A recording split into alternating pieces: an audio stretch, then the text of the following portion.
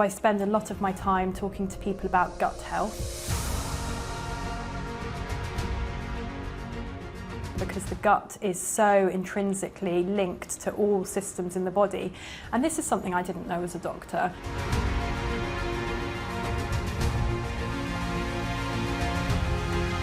I am a health coach. I teach Pilates, I teach face yoga, I run Buggy Fit, postnatal exercise classes, and I'm an independent consultant with Arbonne, which is all sort of natural skincare and nutrition.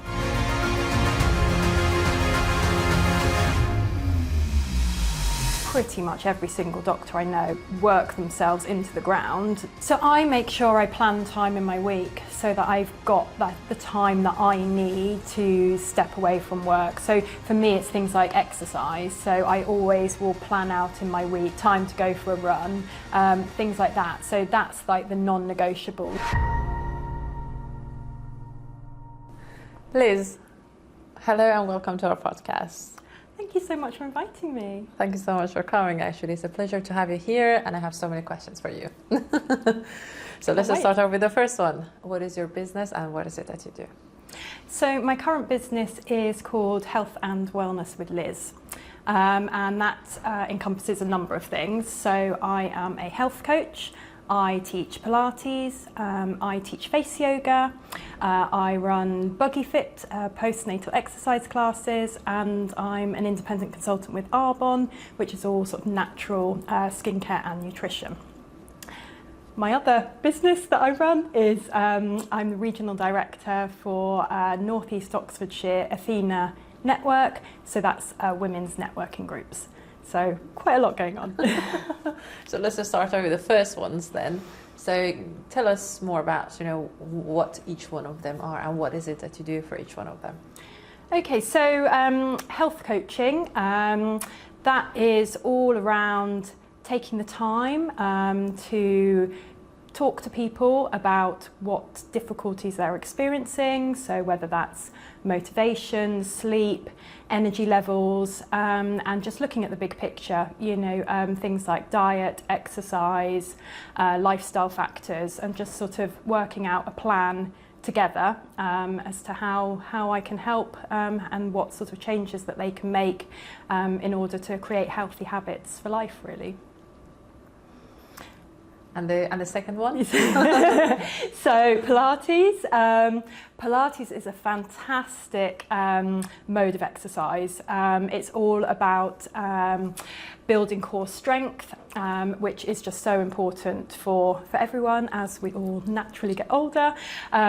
Personally, I've found it really beneficial. I've always suffered from lower back pain, and since starting Pilates, I've really managed to sort of get that under control. And it's just lovely to be able to work with other people, run sessions for them, whether that's group sessions or one-to-one sessions, sort of aimed at their specific needs, and just to see them make that progress. When I started the Pilates, I didn't really think I'd be working with so many different people, and actually lots of my clients have suffered from stroke or have Parkinson's disease, and it makes so much sense that building that core strength is going to be really beneficial for them, but it wasn't what I thought I'd be doing when I started Pilates. But actually I find that so rewarding, just seeing that progress that they make, and when they tell me about all these things that they can do in everyday life that maybe was a struggle before. So I really enjoy doing that one. Wonderful. And you have the background and the knowledge for it, don't you? Because you're a doctor. So tell us about that. Yes. So I'm a medically trained doctor. I worked primarily in obstetrics and gynaecology for around 10 or 11 years. I left that job in 2019, and that was a really hard decision to make. Obviously, I'd trained for a long time, I'd worked for a long time. I really, felt I believed in what I was doing. I loved what I was doing for a long time. But I got to the point where I wasn't able to look after myself anymore. I basically hit that burnout point, and felt that I had to step away from that role. I had well, I have 3 children. They were 3 very young children at that time, and I very rarely, was able to spend time with them. So for me, it was about readjusting my priorities, stepping away from that role that actually I wasn't enjoying anymore, being able to look after myself a bit better. And then, over the course of the last 5 years or however long it's been, I've now been able to work out other ways that I can come back in and help people, and also use that knowledge that I have from being a doctor. And I think that really does play into what I'm doing with the health coaching and the Pilates, because I can understand a lot of conditions that different people are suffering with, and so I have that sort of scientific knowledge to back things up as well. And that's a very important fact, isn't it? Because it's not that, you've gone through a series of training only, or, you've read things, or, you've done research, etc. On top of everything, which is essential, you have that background of, being a medical doctor, and you have a different understanding of the issues and the problems that, the people who come to you are dealing with, isn't it? So that's exactly it. And I'm not there as a doctor, and I obviously need to make that very clear to my clients. I'm not working as a medical doctor, and if there are any medical conditions that they're concerned about, then obviously they do need to still seek medical advice.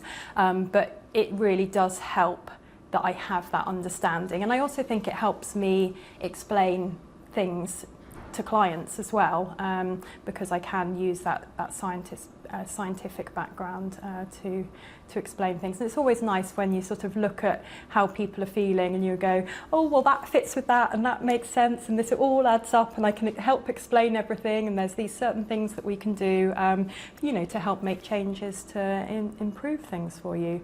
And that always feels good and exciting for me. You actually touched on a very interesting point earlier. So this is around you being a medical doctor and a gynecologist, and I think this goes back to many stereotypes and the things that people are thinking. So you are a doctor, so you should know by default how you should look after yourself, and all the doctors look after themselves, and I don't know, if you're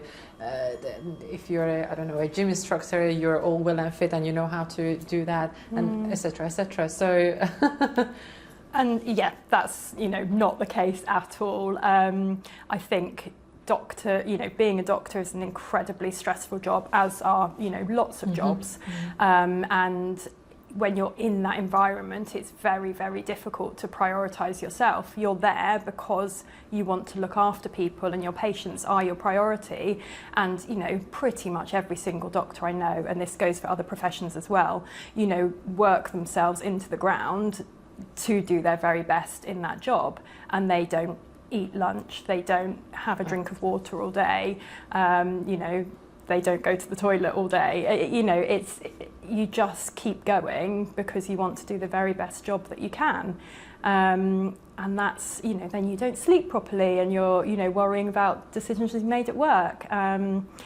So I think a lot of doctors don't prioritise themselves, don't look after themselves, and that's something that I've come to learn over the last few years is so incredibly important, that looking after yourself, prioritising yourself, and it's only then that you can be, the best version of yourself, work efficiently, look after all the other people in your life that you need to look after. And that's certainly what I've done over the last few years, is I have taken that time to prioritise myself. I have made those lifestyle changes, because I felt awful years ago when I was working in that job. I didn't sleep, I didn't eat healthy food, and those are all, I'm not going to say easy changes to make, but those are changes that people can make to feel better in themselves. Thank you, Liz. There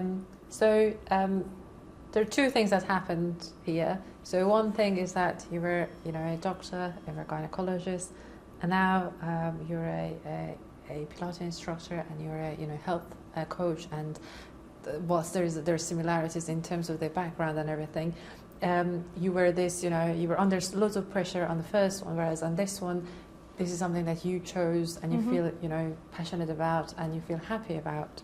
I'm going to get you back to the point in between. Yeah. That transition point. Tell us a bit more about that. Yeah, that was a very strange time. And I've already mentioned, so I quit being a doctor in 2019. So that was pre-pandemic. And I went from full-time work in a hospital, you know, working 14 hours a day, to full-time stay-at-home mum.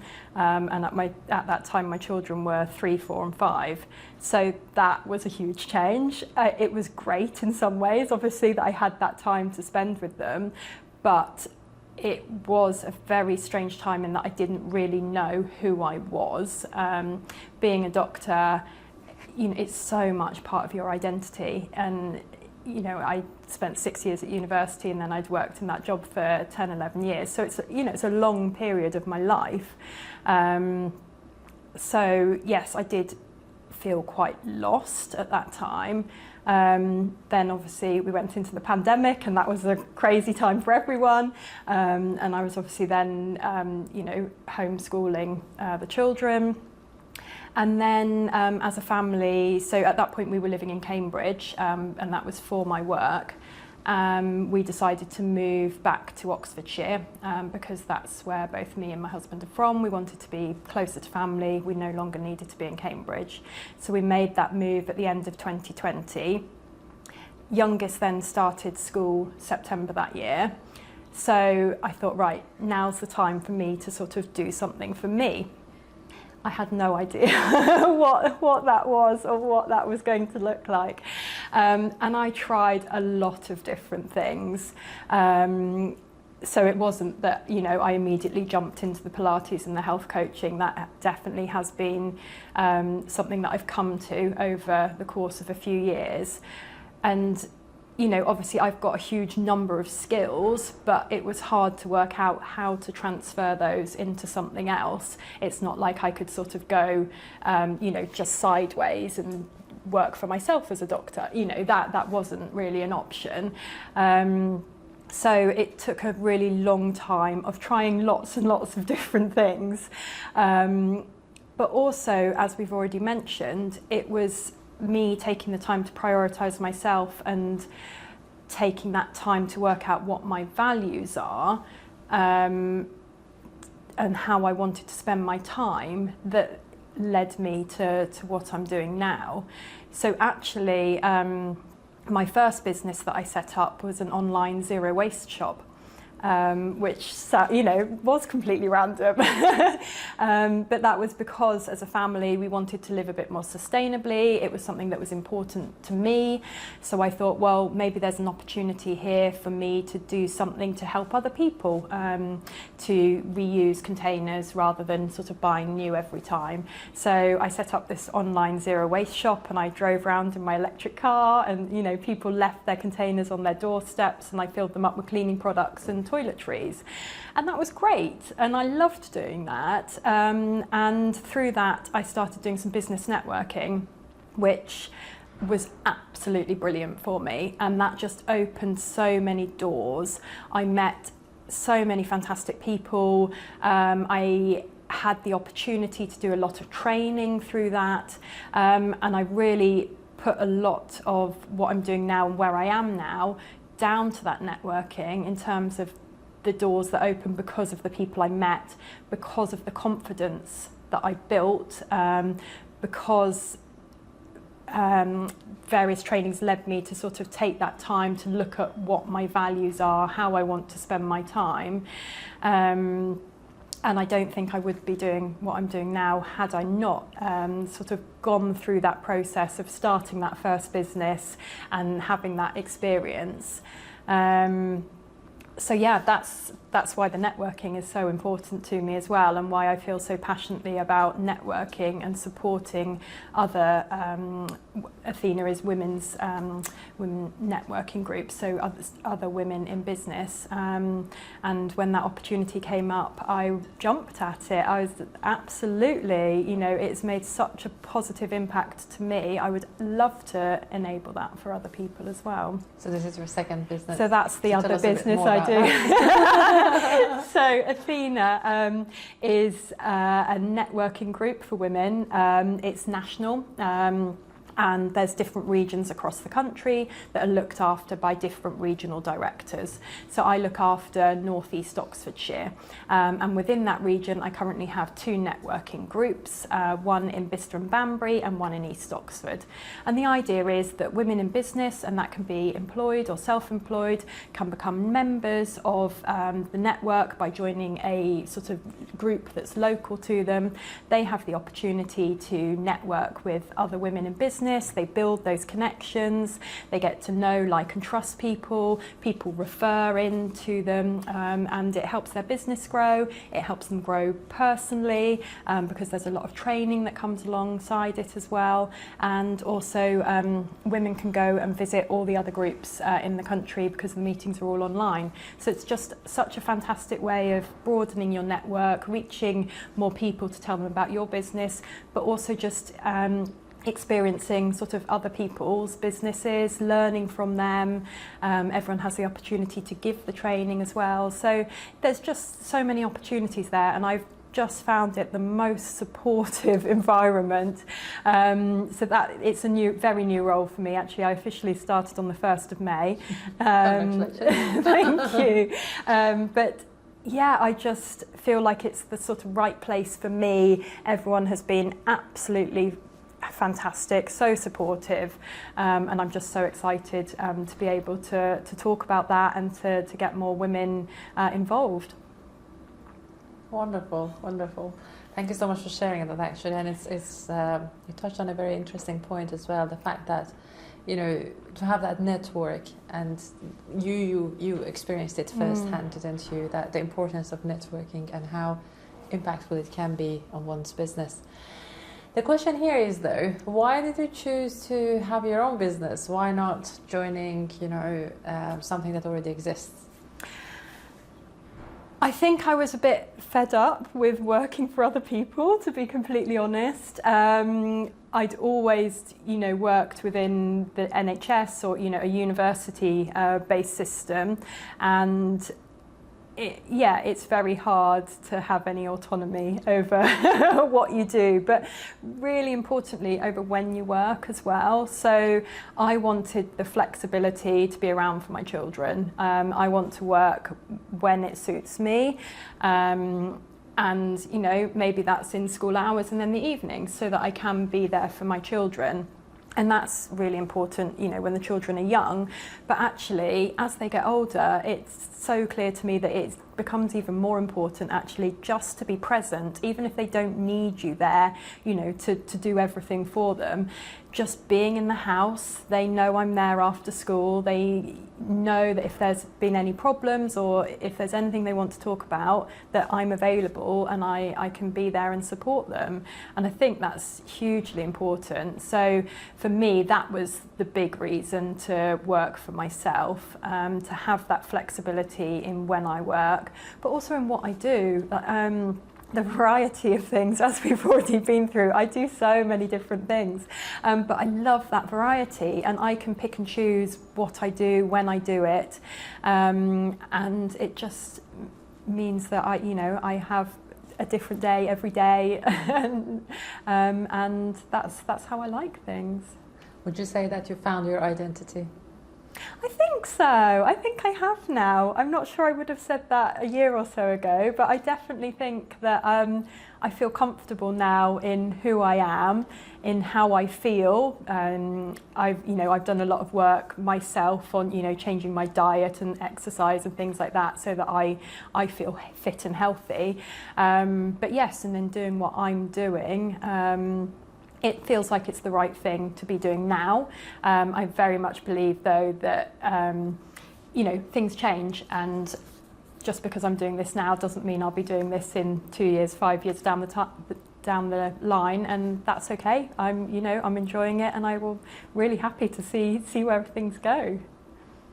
Tell us about Buggy Fit. Buggy Fit. So it's postnatal exercise, and it's outdoors. So the idea is to get postnatal mums along with their little ones, and that can be any age, in a buggy, and come along, do some exercise, you know, all aimed at the postnatal body. So, and this fits with the Pilates. So it's about building back that core strength. It's about posture, which completely goes when you have children. And it's just a really lovely way of getting people outside in the fresh air, socialising with other mums. I love it. It's a class that I did after I had my children. I used to go sort of 2 or 3 times a week, and it was just the thing that made me feel a little bit better in those difficult times with newborn babies. So when that opportunity arose to start up the Buggy Fit classes in Bicester, I was absolutely, it's something that, again, you know, because I've had such a positive experience myself, I would love to be able to provide that for other new mums. And it's so good for physical and mental health, you know, doing a little bit of exercise, being outside. I think it's hugely beneficial. The impact that you're having on people's lives, of course, again, when you were the doctor and the gynecologist, you know, we know the kind of impact that you have. And again, you transition this, you know, the knowledge that you have and your core into, you know, your new businesses. What are the impacts that you're having on people's lives now? And can you give us examples? Yeah, I think I am having an impact on people's lives. The feedback I get from people who come along to my Pilates classes, is always so positive, even if it's just like, oh, I was feeling a bit rubbish when I, you know, finished work today, and then I came to your class and now I feel so much better. I feel, you know, calmer, I feel more motivated. That's brilliant, you know, it's all about just those small changes for people. And then, as I mentioned earlier, it's the people I work with on the one-to-one basis for Pilates, and I can see the changes and the exercises that they're doing, and then they tell me that actually, you know, they've been able to walk further that day than they have, you know, been able to do for years. And that's amazing, and that's big for them, and I'm just so privileged to be able to sort of help them in that.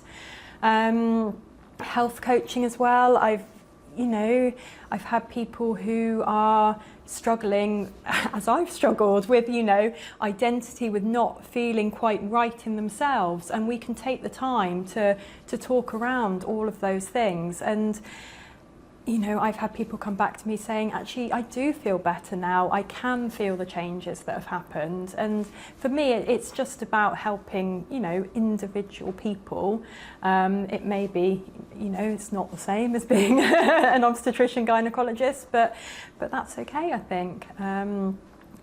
I wanted to help other people using my personal experience, and you know, the changes that I've found have helped me.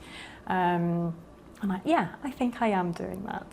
Definitely you are. That's for sure, because you're doing different things, but all of them has a core, and they all connect together, and this is around the health of the people and something that you truly care about. So that's fascinating. What are your challenges on the way? Because you, of course, now you're a businesswoman, and you have so many balls to juggle, whilst you're enjoying them, and it's your passion. What are your challenges on the way? Oh, I mean, there's a lot of challenges. As you've said, I'm juggling a lot of different things. So sometimes it can be a little bit overwhelming, that I've just got too much going on. But actually, that's the time where I really just try and take that step back and go, actually, it's fine. It's not that important. Let's just take a moment here and, work out what the priorities are. So yes, having a lot on my plate is a bit of a challenge, and I am definitely someone who likes to take on more things, and I find it difficult to say no. I like helping people, but that's something that I now know can get me into a situation where I have taken on too much, and just having that awareness, I think, has been really useful. And like all small business owners, it's hard, getting yourself out there, talking about your businesses, getting clients, working out how the best way to do that is. and doing it all yourself. And you know, that's why I guess I enjoy the networking side of things as well, is that so that I'm not by myself, and why I like this variety of what I do, so that it isn't just me sat at home all day trying to sort of, you know, write my social media posts and things, which can get very dull. Of course, you help a lot of people, some of them being, you know, in the same scenario in terms of, you know, burnout or having a lot in their plates and thinking about, you know, so many things in one at any given time. And you did talk about your challenges. When it comes to yourself, how do you give yourself that time, or how do you overcome those challenges at that moment, you know, because now you need to relax, you need to focus, how do you do that? So I make sure I plan time in my week so that I've got the time that I need to step away from work. So for me, it's things like exercise. So I always will plan out in my week, you know, time to do Pilates for me, not teaching Pilates, time to go for a run, things like that. So that's like the non-negotiables for me. And that really helped me a year or so ago when I was working out, you know, what do I want to do with my time. Someone suggested using this method of blocking out time in your calendar, so that you've got time to achieve everything, and that works really well for me. And you know, not then putting the extra meeting in, you know, when you're meant to be going for your run or something, and you know, really sort of trying to stick with that. Is something that I try to do. In the moment when things get quite overwhelming, you know, for me, it's just taking those deep breaths, and just calm. Getting outside makes a huge difference for me as well. It's a beautiful sunny day today, and before we started talking, I was like, I'm going to take half an hour and I'm just going to go for a walk around and just soak up the sunshine, because for me, being outside just really helps me, stay calm and focused, and happy. As a health coach, what are the usual trends that you see between, you know, in people, and what are the most common challenges that people are facing and dealing with? So lots of people come to me with that overwhelmed, sort of stressed feeling. Some people, it's about not being able to lose weight. Some people is sleep. But actually there are so many themes that sort of tie all of this together. When you sort of dig down, there's a lot of sort of common solutions that will help a number of people. So I spend a lot of my time talking to people about gut health, because the gut is so intrinsically linked to all systems in the body. And this is something I didn't know as a doctor. It's absolutely fascinating. And there is new research being done at the moment, and we're still learning lots about how the gut is linked to everything else. But the gut is so linked up with the immune system, with your mood, with cognition, with your skin. So actually sort of focusing on gut health can be really beneficial for a lot of people. So I spend a lot of time talking about gut health, but also diet in general. Ultra-processed foods are a big problem. I mean, they're a problem in my family as well. You know, my children just want to eat the sugary stuff out of packets. And it's just trying to educate people as to why that might not be the healthiest choice. Yes, it's, you know, convenient and quick and easy, but trying to switch people over to sort of whole foods, again, is hugely beneficial for so many different sort of symptoms that people are experiencing. If you were to give 3 pieces of tips, let's say, or advice from a health coach perspective, what would those be? So I think it would be eating a whole food diet. So, you know, things that not the packets of, you know, ultra processed foods. So your fruits, your vegetables, your whole grains, trying to make that switch.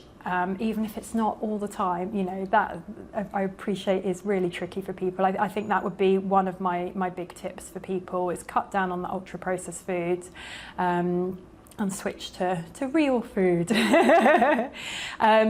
Prioritising yourself, I think, is really important, and I think a lot of people struggle with that, and just as I've spoken about already, making sure you've got that time in your diary for you and whatever it is that you enjoy doing and makes you feel good, I think is really important.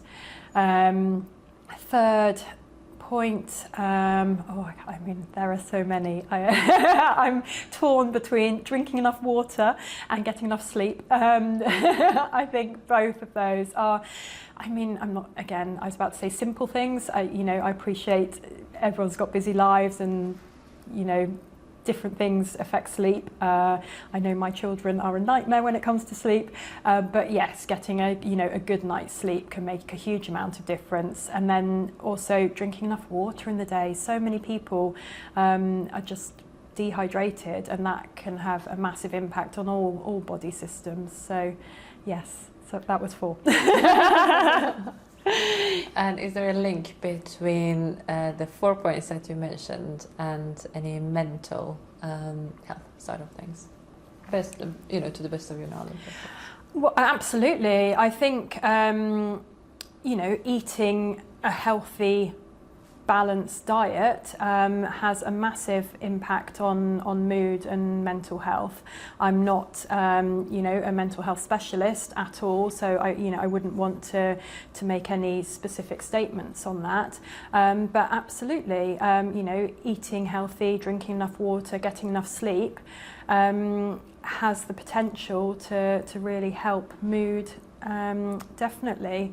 Obviously, that when it comes to mental health conditions, there's a lot, and there's lots of complexities, but lots of research is being done at the moment to look at that link between what people are eating and how they're feeling. So I think it's really fascinating. You have a certificate in relieving the stress. Stress, yeah. So tell us about that, and what is it about? So that was a mini sort of course that I did just a couple of weeks ago with the board that I did my health coaching qualification with. And the reason I did that is because I was having so many people coming and talking to me about feeling that overwhelm and that stress. So I just thought, okay, I'll just go and get a little bit of extra training on this so that I feel confident in what I'm saying to people. And it's absolutely fascinating. Stress obviously is important. In evolutionary terms, stress is that fight or flight response, so that if you had to run away from a lion or if you had to catch your food, you need that fight or flight, you need that cortisol for your body to react appropriately and perform as it should do in that circumstance. So stress in itself is natural, and we need stress. The problem comes when people are chronically stressed and they have that chronic cortisol activation. And actually someone called this distress, which I thought was a really good way of explaining that. And it's when your body is in this chronic state of stress, this distress, and you have these constantly high levels of cortisol, that your body is not able to function properly. And I think a lot of what I do is talking to people around, explaining that and explaining what happens when they constantly have high levels of cortisol, because obviously blood flow to your body, goes to your heart so that your heart rate goes up. It goes to your lungs so that you can get more oxygen into your lungs. It doesn't go to your digestive system because at that moment in time, you don't need to be digesting your food. And that's where a lot of gut health links in with the stress as well. So tackling the stress, but also tackling with the issues that have come from the gut not functioning properly is really important. Chronic stress can affect the reproductive system because obviously at that moment in time, that's not an important system. So it's just being able to talk to people around why they might be feeling the way they do, and why that may be a result of stress, because a lot of symptoms people experience, actually they don't put down to the stress. They might be like, oh well, there's nothing to be stressed about at the moment, but it's just that constantly high, go, go, go mentality that so many people have, that does lead to that chronically high levels of cortisol. And just talking around ways of lowering the stress levels, but also ways of helping with the digestive system, and different dietary advice that I can give to generally help. So sort of anti-inflammatory foods, because obviously like stress causes an inflammatory response in the body. So yeah, there's lots that can be looked at in terms of stress. And the reason I did that extra bit of training was because so many people were coming to me saying that they were experiencing those types of feelings.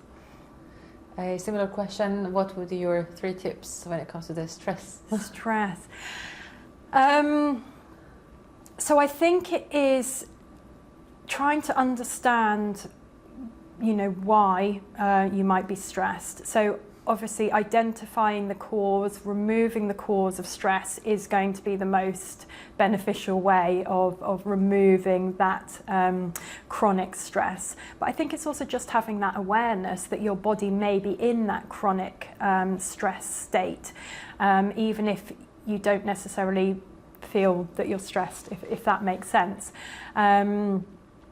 Taking the time to do things for you that help you relax, and that's different for everyone. And I think that comes back to the point about prioritizing yourself.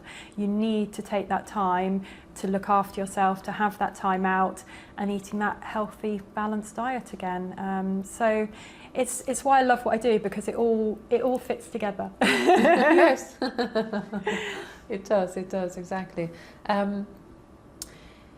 Where you are today, of course, you have tried so many exciting things, and they all make you happy. Do you have any vision as to what you want to do later, in let's say in a few years' time? Are there things or avenues that you haven't discovered and you would like to discover?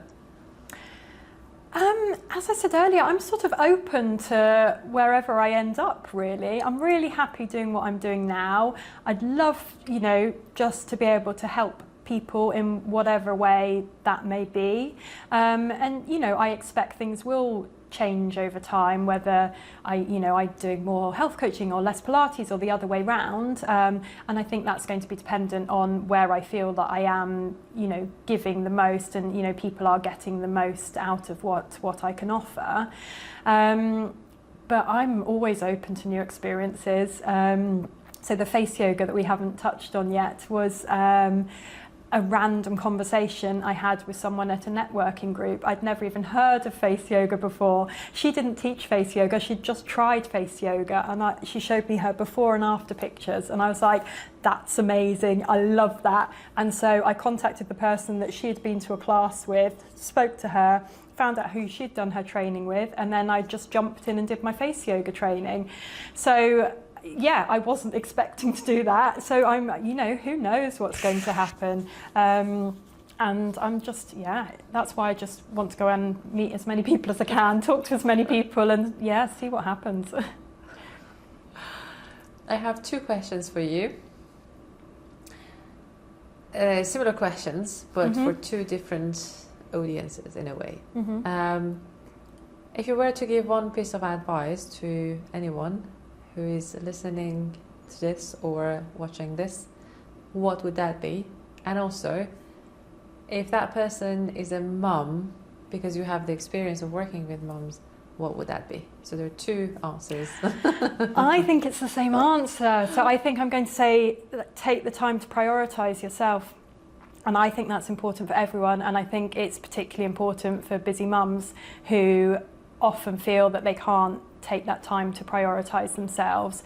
And, that can be anything. That can be, get up 10 minutes before the kids, half an hour before the kids, whatever it is, just have that time for you, have that cup of tea in peace before, you know, there's that chaos of the day.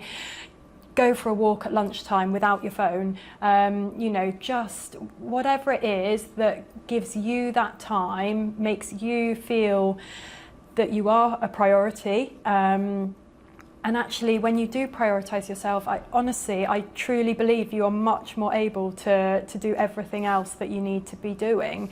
And sometimes, you know, that's a little bit counterintuitive. I haven't got the time to make time for me, but personally, I felt that I have more time when I take that time for myself. So yes, my advice to everyone is find a way to prioritise yourself. Thank you very much. It's actually it's very nice because you mentioned that, you know, you merge this two together, and then it's regardless of anyone. And I think to your point, it's a very important point, because regardless of whether you're a mom or a dad, or you're, you know, you don't even have children, or you just, you know, you're a person, regardless of who you are and what to do. You definitely need, you know, that me time at times, and that to be able to prioritize yourself is, I would say, is a challenge, especially in in today's world. It is, yeah. But if you can get to that point, that would be definitely rewarding. Yes. Wonderful. Maybe one final question. So this is around, again, your experience as a businesswoman. Yeah. Would you talked about your challenges, of course, on the way. In terms of somebody who wants to do something similar and they're struggling, and especially those who are trying to make this very important decision, because you went there, you've been there, and you've done that, and you came out of it, and you're seeing, you know, the bright light. What would you say to someone who is struggling to make that very big decision? In terms of starting out and starting a business? Yes. Definitely ask for help. Ask anyone you know, and don't be afraid, I think, to just ask the questions. Reach out to people. I think I've always found that everyone pretty much is, you know, really generous with their time, and, you know, if they've been through it themselves, then they're very happy to talk about their experience, and, you know, sort of help sort of guide you, navigate you through the challenges. I had no idea what I was doing when I started out, and, you know, yes, I've made so many mistakes in my businesses, but that's okay, you know, that's learning. And I think, you know, again, don't be afraid to make those mistakes, I think. But ultimately, for me, it's just about reaching out to people, and even if that feels a little bit uncomfortable at times, I don't think I've ever had someone sort of come back to me and say, how dare you approach me to ask me that sort of question. So everyone's always been very generous and helping, and I think it is just finding that network of people that are there to support you. You know, everyone needs that connection.